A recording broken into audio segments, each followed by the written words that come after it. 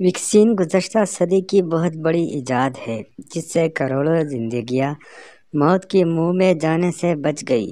Polio, خسرہ، chicken پاکس، hepatitis, tetanus اور دیگر کئی بیماریوں سے تحفظ مل گیا۔ کرونا وائرس نے ایک سال کے عرصے میں پوری دنیا کا نظام معطل کر دیا ہے۔ چونکہ وائرس سے پیدا ہونے والی بیماریوں کا کوئی علاج نہیں، اس لیے کووڈ-19 کے سامنے سب بے بس ہیں۔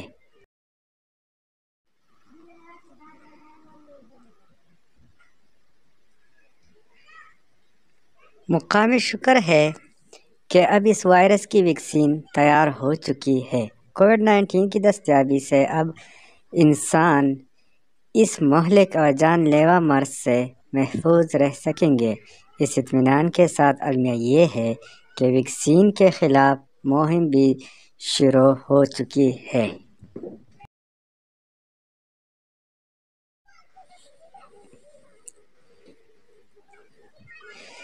ویکسین کے خلاف پروپیگنڈا کے 3 محاذ ہیں: مذہبی، سماجی اور سائنسی۔ حالانکہ ویکسین بنانے والے اداروں نے واضح کر دیا ہے کہ اس ویکسین میں کوئی انسانی یا حرام اجزاء شامل نہیں۔ یہ امر خوش آئین ہے کہ بہت سے علماء کرام نے ویکسین لگوانے کی ترغیب دے دی ہے اور خدشات کو رد کیا ہے۔ سماجی وجوہات اور کم علمی کی وجہ سے بھی دنیا میں ویکسین کے خلاف پروپیگنڈا کیا جاتا ہے۔ لیکن سائنسی توجہات اور نام نہاد تحقیق کی بنیاد پر جو پروپیگنڈا کیا جا رہا ہے، اس سے بہت سے لوگوں میں غلط فہمیاں جنم لیتی ہیں۔ ویکسین کے خلاف مہم ایک امریکی ڈاکٹر کی غلط رپورٹ پر ہوئی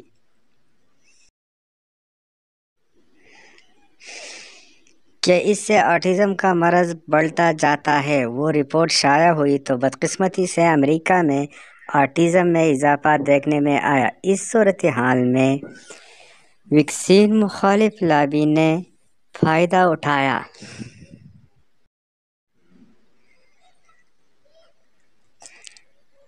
اور لوگوں میں ویکسین کے خلاف ردعمل پیدا ہونے لگا۔ بعد ازاں یہ ثابت ہوا کہ مذکورہ ڈاکٹر کی رپورٹ نہ صرف گمراہ کن تھی بلکہ ویکسین مخالف لابی نے استعمال کیا تھا۔ یہی وجہ تھی کہ اس ڈاکٹر کا لائسنس منسوخ کر دیا گیا۔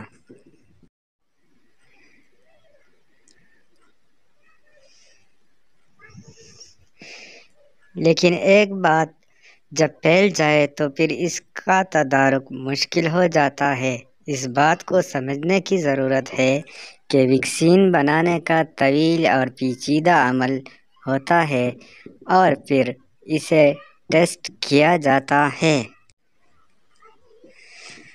بعد ازاں متعلقہ اتھارٹی سائنسی بنیادوں پر اس کا جائزہ لیتی ہے اور پھر ماہرین کی رائے کے بعد استعمال کی اجازت دی جاتی ہے۔ یہ کسی فرد واحد یا ادارے کا فیصلہ نہیں ہوتا۔ یاد رہے کہ ویکسین مرض سے بچاتی ہے لیکن اس مرض کا علاج نہیں کرتی۔ ویکسین دراصل اسی وائرس کی اجزاء یا ناکارہ وائرس کی صورت میں جسم میں داخل کیے جاتے ہیں، جس کے رد عمل میں ہمارا جسم اینٹی باڈیز بناتا ہے، جن کی وجہ سے بیماری پھیلانے والے کا حملہ ناکام ہو جاتا ہے اور ہم بیماری سے محفوظ رہتے ہیں۔ یورپی یونین نے 5 قسم کی ویکسین استعمال کرنے کی منظوری دے دی ہے۔ کووڈ-19 کے خلاف 2 قسم کی ویکسین بنی ہے۔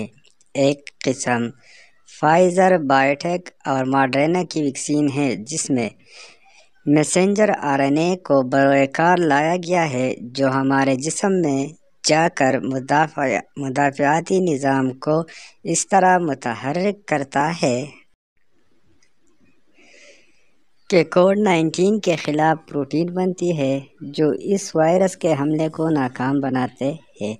یہ ویکسین -80 میں محفوظ رکھی جاتی ہے۔ دوسری ویکسین روایتی طریقے سے بنائی گئی ہے جس میں اسٹرازینیکا، جانسن فارماسیوٹیکا اور کیورویک شامل ہے۔ اس طریقے سے وائرس کا کچھ حصہ یا ناکارہ وائرس جسم میں داخل کیا جاتا ہے۔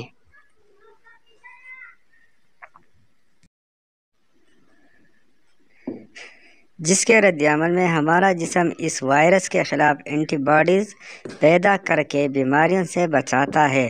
دونوں ویکسین یکساں طور پر مؤثر ہے اور جسم کے لیے بالکل نقصان دہ نہیں۔ البتہ کچھ لوگوں میں رد عمل کے علامات مثلاً ہلکا بخار، سر درد یا حساسیت ہو سکتی ہے۔ سویڈن میں 97 سال کے ایک شخص کی ویکسین لگوانے کے بعد موت واقع ہوئی تھی، لیکن اس شخص کے پوسٹ مارٹم سے یہ ثابت نہیں ہوا کہ ویکسین کی وجہ سے موت واقع ہوئی ہے۔